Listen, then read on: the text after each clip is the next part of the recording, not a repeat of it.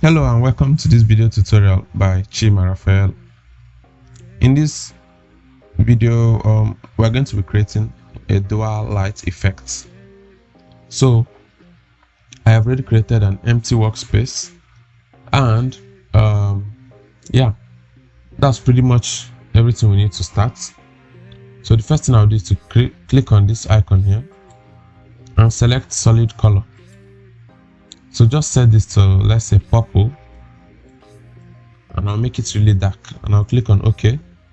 So this is just temporary for now. We'll still hide this or take it off later. So now hold this, drag and release over this trash can to delete.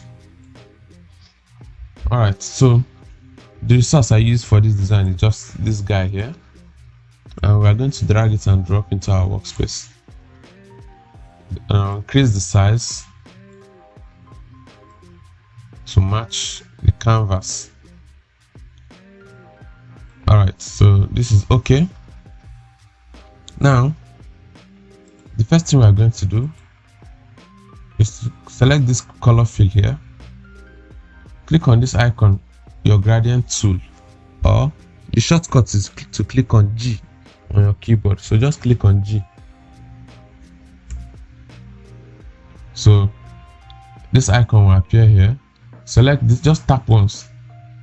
Now in your design, in your gradient, once you click on it, this might not be what you see. The only reason why you are seeing this red blue gradient here is because that was the recent gradient I used. So Photoshop automatically saves your last gradient for you to use it whenever in your next design. So it's automatically saves it there. So in case your own is not red and blue, no problem. You see this icon here, just tap on it twice, double click on it, and in this panel will open. Now you select this, you get the red you want, and click on OK. Now you repeat the same. If this one is not blue, double click and just select blue, but this blue is okay for me, so I'll just click on OK and maybe just darken the red a bit.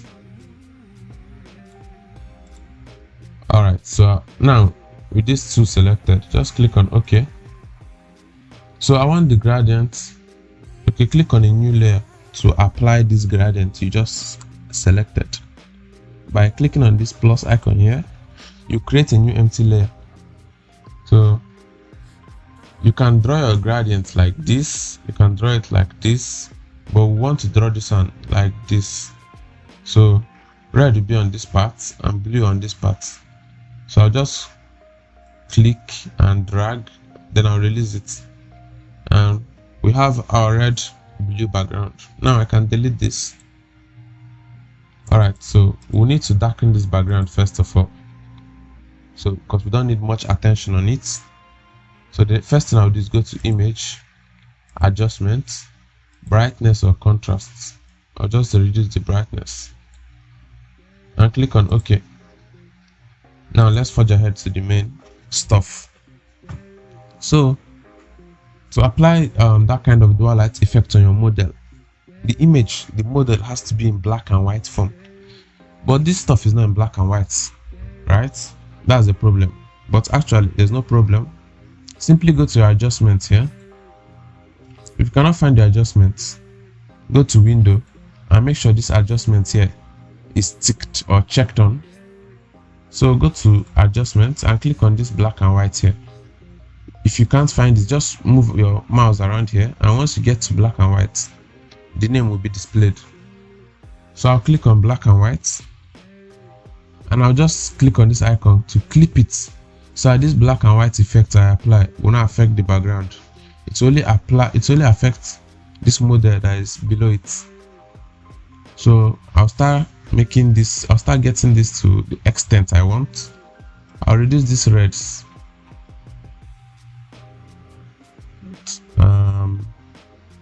yellow, I'll also reduce it. Let's see, cyan as well.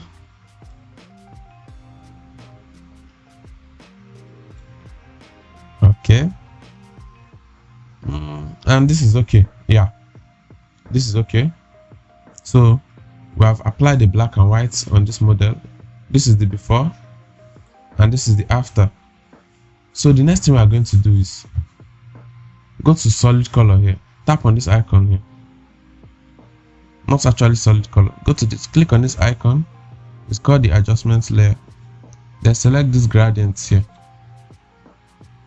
Now don't worry if this does not appear the same way it appears on my own. If it does not appear the same way on your own, no problem, just watch what I do closely. So once you click on that gradient, this is what pops up. So your main focus, the first thing should be here, this bar here. Click once. So make sure this is set to red. If you want to change the color, double tap and make sure this is set to red. Then you click on OK. So this second one here, also this second color here, make sure it's also red. Double click and make sure you set it to red.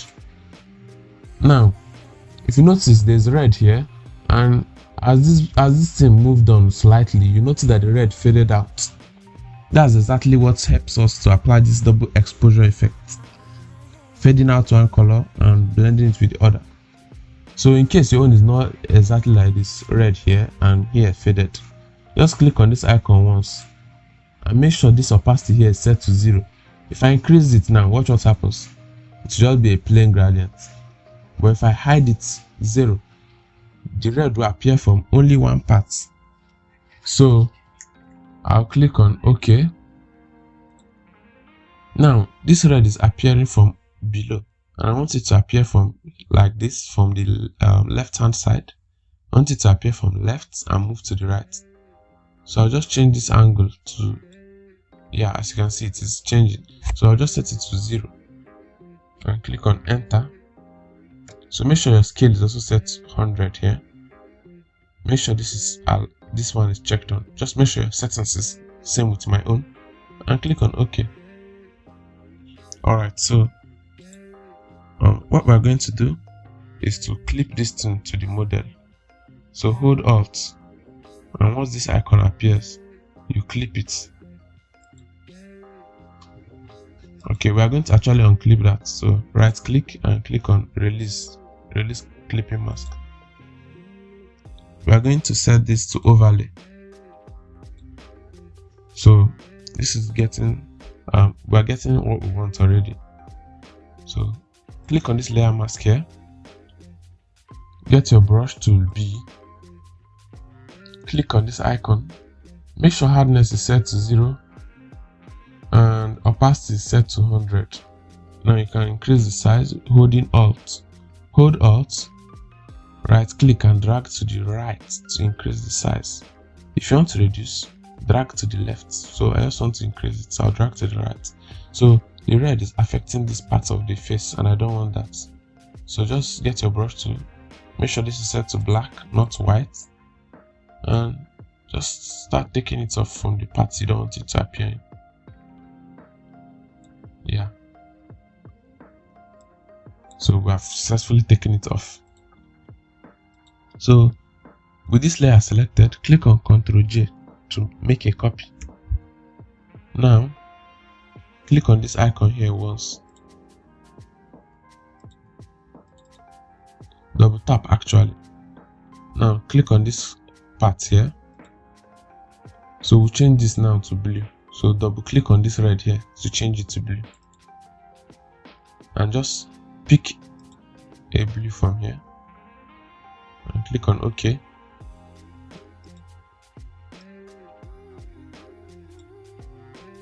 Click on OK.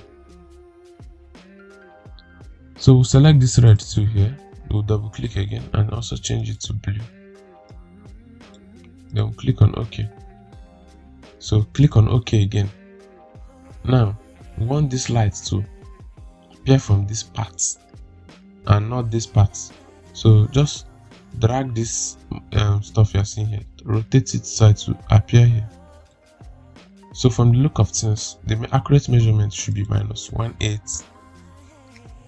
So I'll type in -1/8 and click on enter. Make sure your settings is the same with mine. So click on OK. Now click on this layer mask here and delete it. So as you can see, there's blue light from here, but somehow it is overlapping into this red part.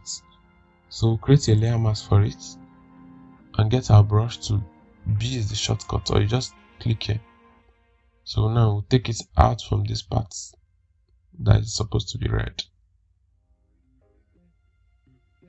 Yeah.